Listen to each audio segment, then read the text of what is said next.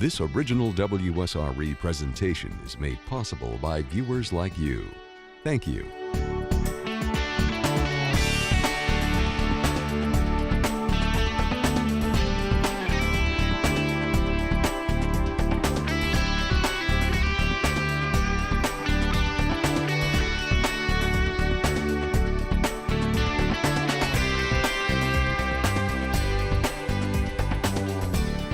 Good evening, welcome to CTC, Connecting the Community. I'm Lloyd Patterson. When you hear about a gender gap, it probably suggests some area where women and girls are behind. But some researchers say the real gap is on the boy side, that in school, boys are falling further behind girls. Boys are held back grades and drop out of school at much higher rates than girls. And girls dominate the National Honor Society, for instance, and many colleges, including UWF, are headed toward a 60-40 female to male ratio. So is it bad news for boys or just hats off to the girls?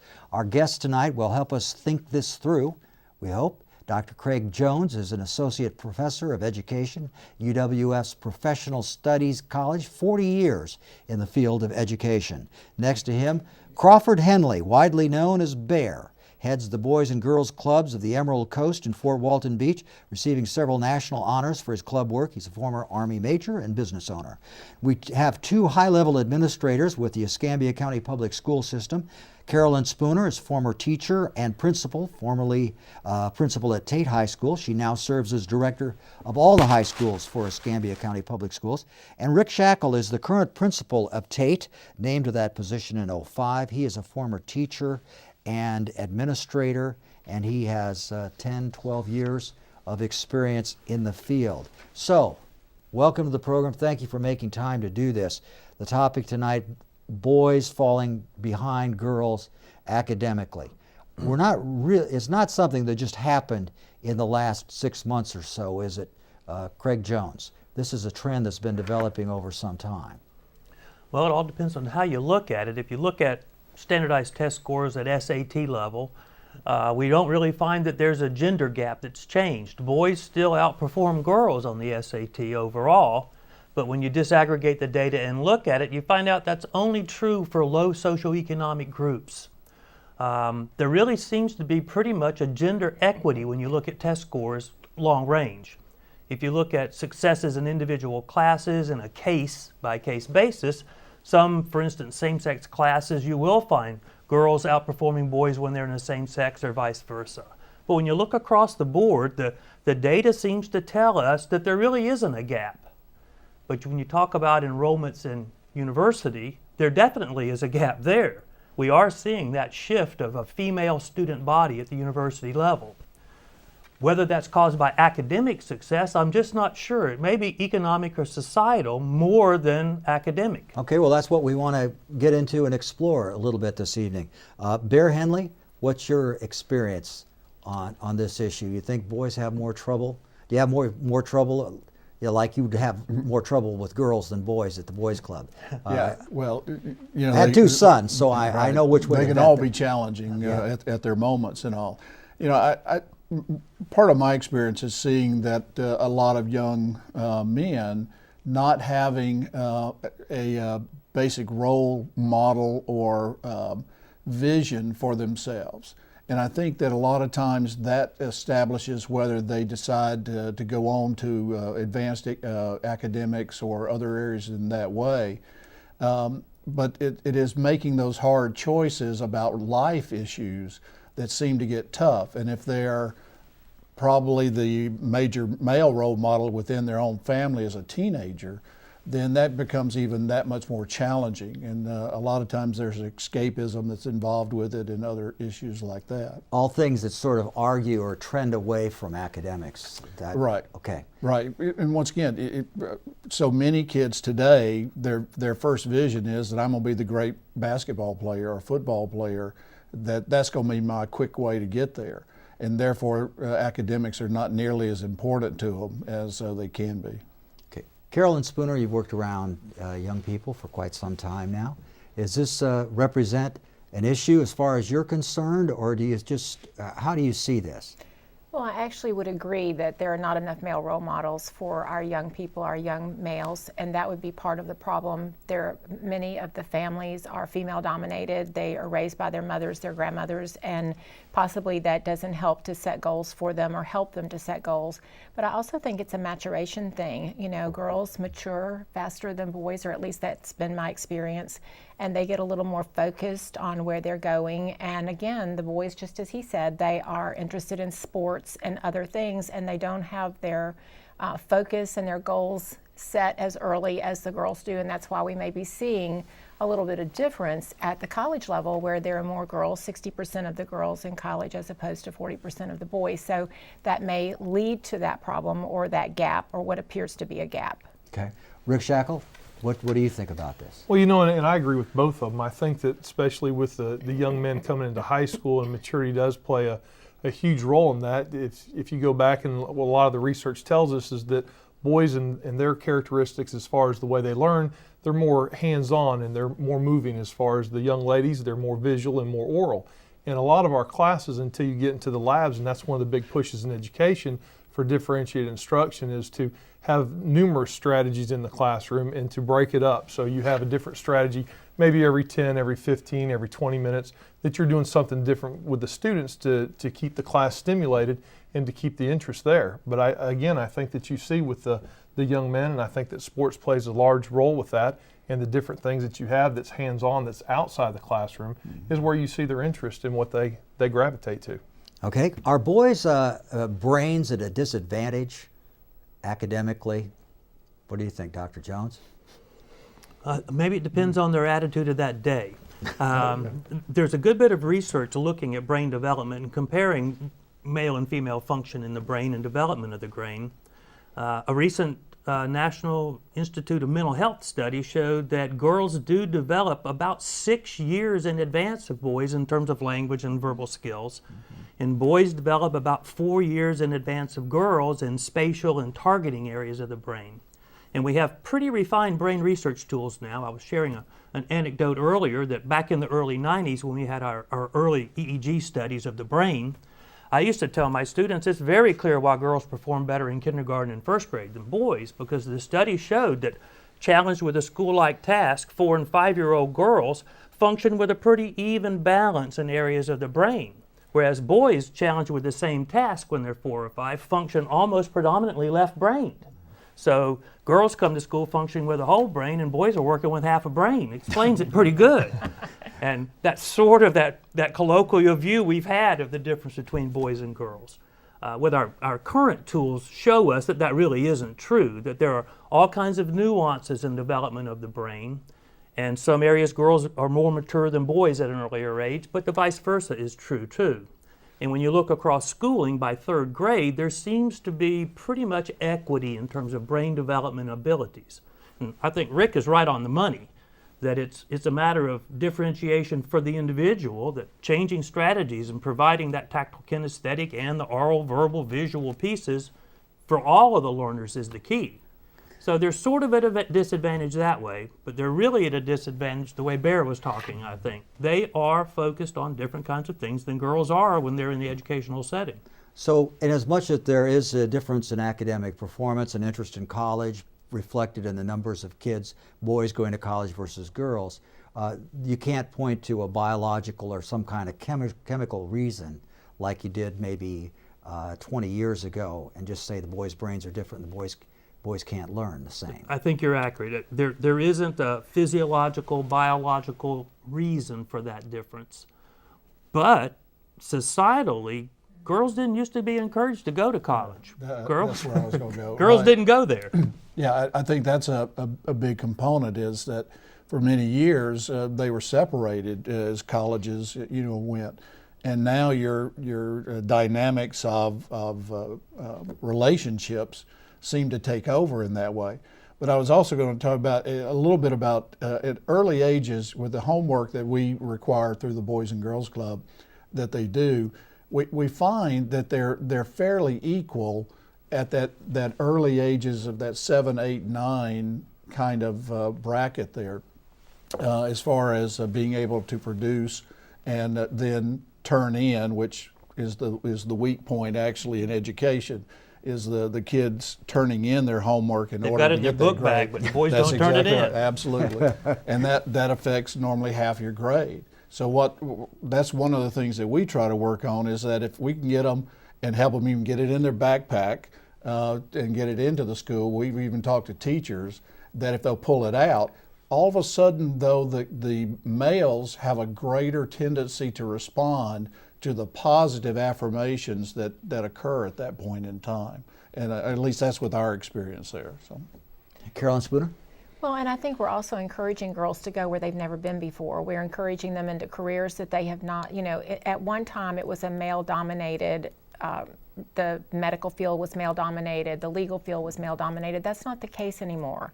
And so girls are encouraged to go into areas that they have not gone into before, and so we may be seeing some change there as well.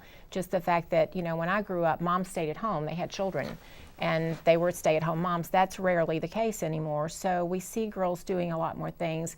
I agree with Mr. Shackle that we have in the past not changed activities in the classroom often enough. We have not used strategies for all different kinds of learners, not just specifically for boys or not just specifically for girls, but all types of learners. We need to be differentiating instruction, because I think there's as much difference in students as there is difference in a boy or a girl. So that's where we're headed. We're doing a lot more project-based learning. We're doing a lot more differentiation within the classroom, and I think that's going to help us to close any gap that might be there. Is it sort of an attention span issue for boys versus girls? Oh, I think teenagers don't have a very good attention span. Neither so, one. Neither one has it. I'm not sure that we could say that one set has a better attention span or a worse attention span than the other.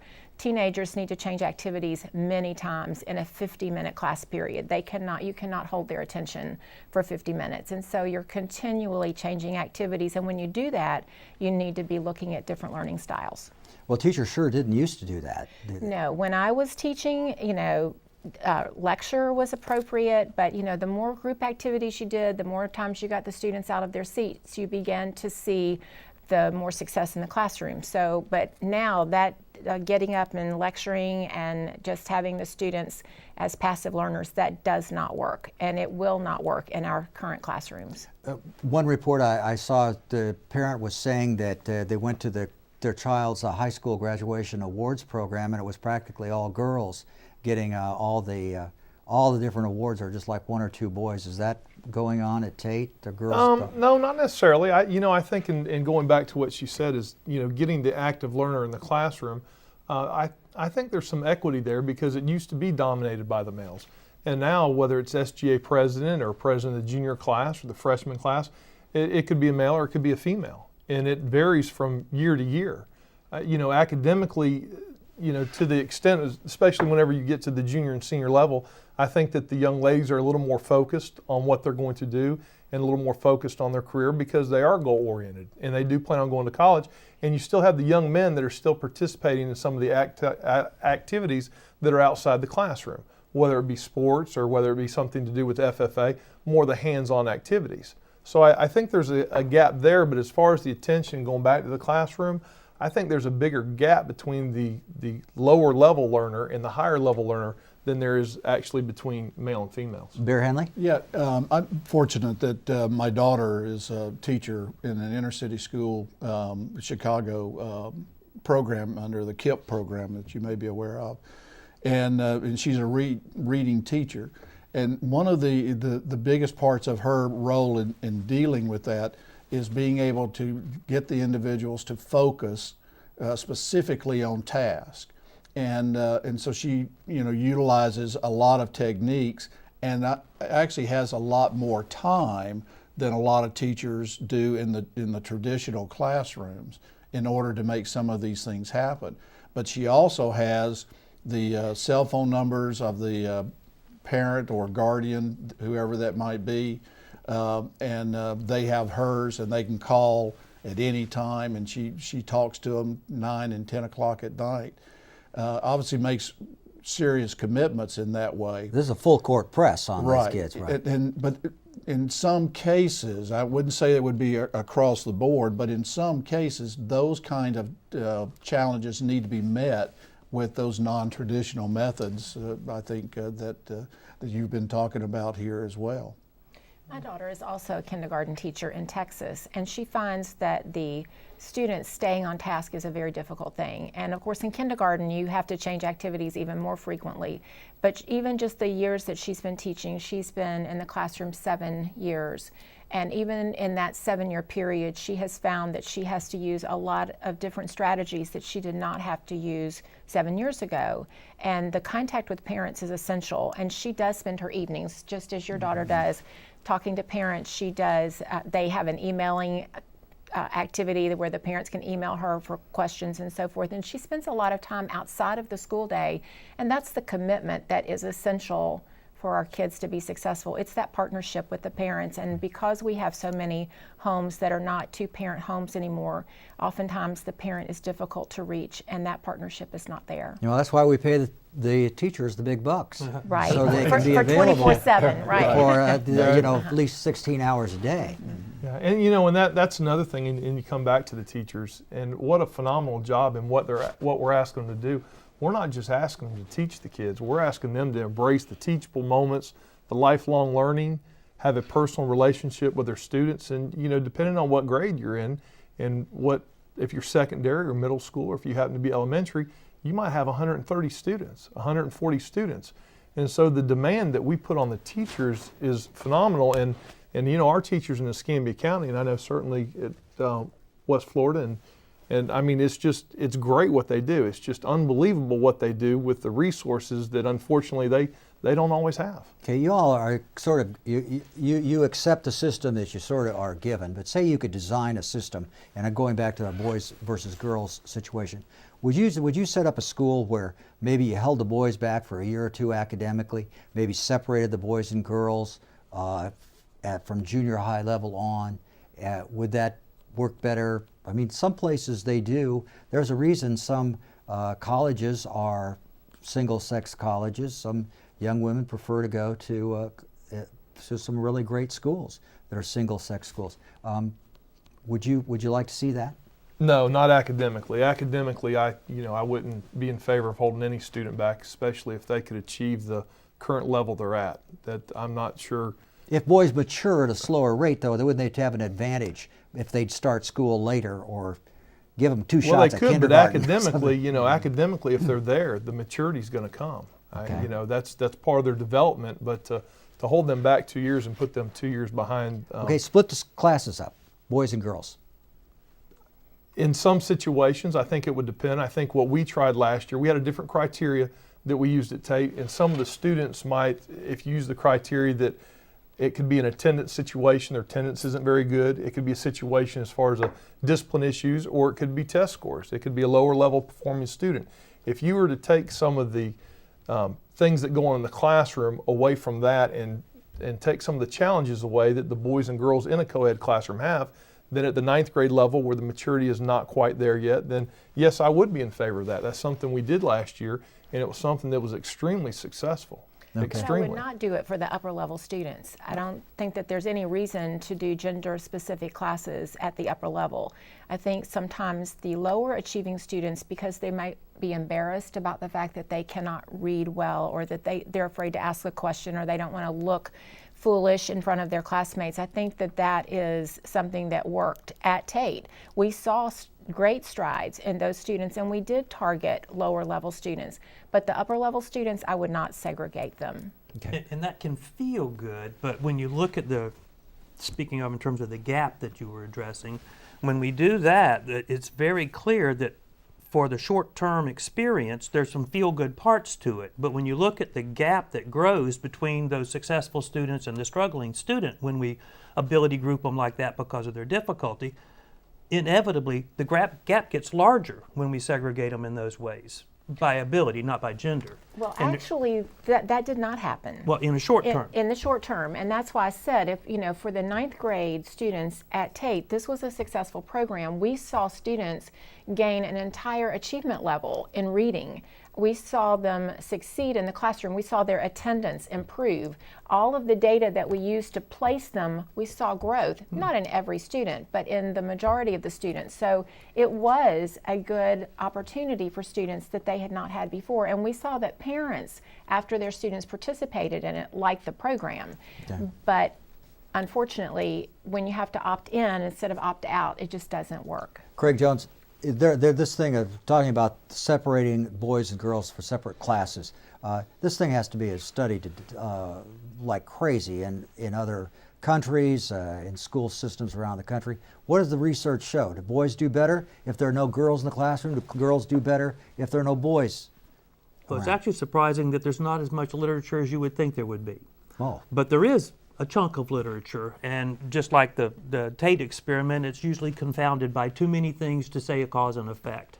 About a third of the studies do show that gender-specific classrooms show higher academic gains for both genders when they're segregated like that.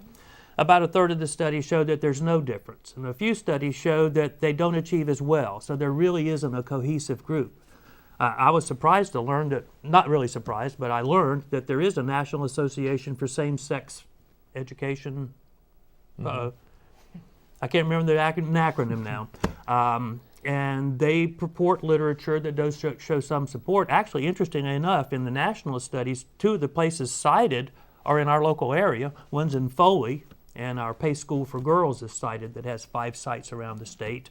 And those are kind of like I heard you describing this, the Tate experiment is, it isn't truly a gender separation that's causing the separation. It's other reasons that we've segregated them to meet a need that they have, and it meets that need. But don't you have an intuitive sense that, I mean, it seems to me anyway, yeah, that boys and girls, they're so, at certain ages, they're so distracted by each other that if you separate them, that there's going to be some academic benefit there. Well, It seems intuitively that Yeah. It doesn't seem that way to you? Well, to a certain extent, there's an assumption that you know, if you separate them, they're not going to be thinking about each other or talking about each other or whatever it may be as far as that's concerned. To us, you know, it's pretty much a reality that happens as long as we have a supervised environment in order to allow the best to happen. Is one of the things that we try to make happen as far as the Boys and Girls Club's concerned, which I would assume would be the same kind of policy generally that you'd want to do in the school. They become their own city, they become their own community in and of itself, and that supervision and that development of relationships and how to work problems out is very important to their growth. And if they don't have those opportunities to do that, I think that's one of the reasons that many can drift off into other negative areas that have less benefit to them at that point in time. But still, a general supervision of working together, I think is still very important to that maturity growth. And once again, that's not cause and effect as much as it is what we've observed. Okay. In your intuitive response, people describe as the hormonal rationale. That's the reason to separate them. Right. And I'll share with you, I don't know if I've ever shared this, but I went to an all-boys school for a year, my junior year in high school. You stopped thinking about girls? No. And it may have been more distracted made. because of that. So the hormonal rationale doesn't carry much. And regardless of how you segregate genders, there are plenty of distractions for teenagers that they don't need each other to be distracted. Okay. But there may be some rationales for trying it at times for specific reasons, I think. Okay, But let overall, me- the research doesn't say there's an academic impact. Okay, let me get you to look ahead here. You see the colleges, UWF, other colleges becoming increasingly female-dominated at the undergraduate level. That's going to mean 5-10 years down the road, young women are going to be having husbands who are not as well educated, maybe earning less. I mean, there are a lot of cultural impacts that, as you look at this, if we don't get more boys in colleges and have more boys graduating, it's going to be hard on the girls, isn't it, Carolyn Spooner? Well, I was just thinking as you were talking, being the only woman in the group, that years ago when the men made the most money, and the women were not as educated, that was okay. So it should be okay for the woman to make more money and the man not to be as educated. It's all about how that couple interacts and how they address those issues. If that's an issue for the male, then that would be something they would have to resolve. But we had that for years. The women made little money and they did secretarial jobs, and the men were the wage earners, and it was okay. So it should be okay the other way around. No, that's an interesting point. I'm glad you made that. Rick, you disagree with that, of course, don't you? Are you going back to work with me when we leave? You are on tape as well. And I think some of this, and I bring this up because this is another issue and another push that we have in Escambia County and actually throughout the state of Florida is you have some of these career academies and you look at the job market and things are changing. And it would be interesting to see how many males are leaving high school through the academies and they're going into different levels of secondary higher education. Are they going to the four-year universities? Are they going to PJC? Are they opting out for vocational schooling? And if that's the issue, then of course that's a positive step for them and certainly a direction that we want to foster and support, that they're continuing their education. Is it that the young ladies are seeking out the four-year universities and they're seeking out the program? So there's a lot of factors that go into this and a lot of different things that we'd like to know as far as the job market and how it's shifting and changing. I think that also ties back to that a lot of young men coming out sometimes opt nowadays to not go to college right away as much as going into some type of work to get themselves together or whatever phrasing that you might want out of that. And I think we'll see at some point in time a little bit of that equalization kind of come back in the upper levels at that point in time as far as the workforce and all is concerned, that there will be more of that equality because you have males who may not have finished college but have that work experience, and then the women coming out with the education and then getting the work experience.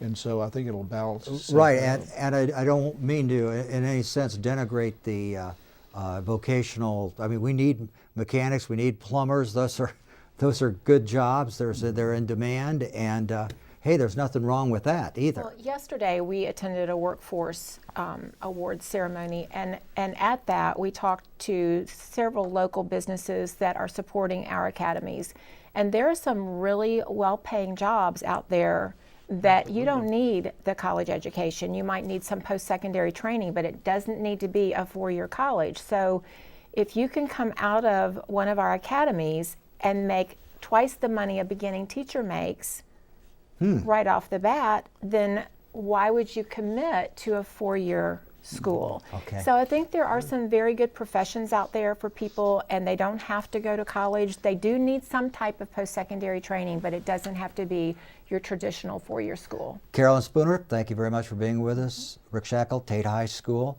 Bear Henley from Fort Walton Beach, the Boys Club, and Craig Jones, UWF, thanks again for being here. Wish we had more time. That's it for us. Thanks for watching tonight. Good evening.